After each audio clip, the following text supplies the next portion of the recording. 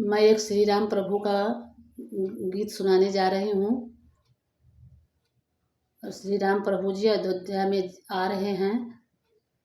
बहुत शुभ मुहूर्त, शुभ दिन 22 जनवरी को बहुत बड़ा यज्ञ होने वाला है। प्राण प्रतिष्ठा होने वाली है राम जी की। उसी पर ये गाना दर्शाया गया है। अगर आप लोग को अच्छा लगे तो हमारे वीडियो को लाइक करें, शेयर करें और कमेंट में बताएं कि आप लोग को कैसा लगा ये हमारा गाना।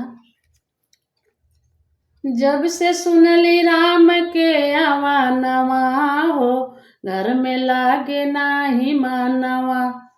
जब से सुनली राम के आवानवा हो, घर में लागे नाही मानवा। चल पिया अवध नगरिया हो, कर राम दर्शनवा। चल पिया अवध नगरिया हो, कर राम दर्शनवा। 22 जनवरी हो सोमवार दिनवा। 22 जनवरी हो सोमवार दिनवा। शुभ मुहूर्त शुभ समय, शुभ मुहूर्त शुभ समय। राम अवध नगरिया हो, घर में लागे नाही मानवा। राम अवध नगरिया हो, घर में लागे नाही मानवा। जब से सुनली राम के आवानवा हो, घर में लागे नाही मानवा। जब से सुनली राम के आवानवा हो, घर में लागे नाही मानवा। चल पिया अवध नगरिया हो, कर राम दर्शनवा। चल पिया अवध नगरिया हो, कर राम दर्शनवा। दशरथ जी आई है, कौशल्या रानी आई है। दशरथ जी आई है, कौशल्या रानी आई है। अरे संगवा में चारों ललनवा हो, घर में लागे नाही मानवा। संगवा में चारों ललनवा हो, घर में लागे नाही मानवा।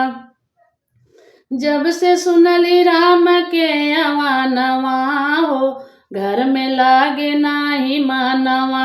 जब से सुनली राम के आवानवा हो, घर में लागे नाही मानवा। चल पिया अवध नगरिया हो, कर राम दर्शनवा। चल पिया अवध नगरिया हो, कर राम दर्शनवा।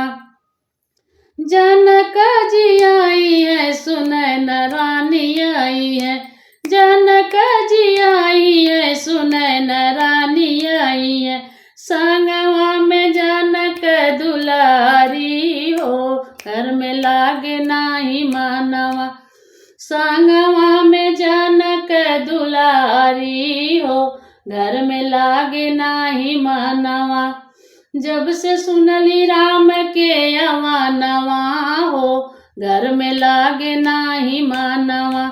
जब से सुनली राम के आवानवा हो, घर में लागे नाही मानवा। चल पिया अवध नगरिया हो, कर राम दर्शनवा। चल पिया अवध नगरिया हो, कर राम दर्शनवा। राम जी आई है, लक्ष्मण जी आई है। राम जी आई है, लक्ष्मण जी आई है।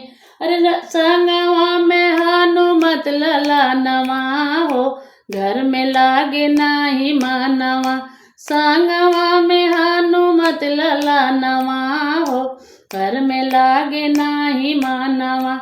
जब से सुनली राम के आवानवा हो, घर में लागे नाही मानवा। से सुनली राम के आवानवा हो, घर में लागे नाही मानवा। चल पिया अवध नगरिया हो, कर राम दर्शनवा। चल पिया अवध नगरिया हो, कर राम दर्शनवा। धन्य धन्य अवध नगरिया हो, जहाँ राम जी आई है। धन्य धन्य अवध नगरिया हो, जहाँ राम जी आई है। और सहज में मिली दर्शनवा हो, दुखवा पार होई जाई है। सहज में मिली दर्शनवा हो, दुखवा पार होई जाई है। जब से सुनली राम के अवानवा हो, घर में लागे नाही मानवा। जब से सुनली राम के अवानवा हो, घर में लागे नाही मानवा।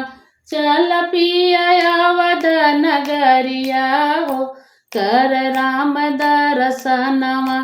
चल पिया अवध नगरिया हो, कर राम दर्शनवा।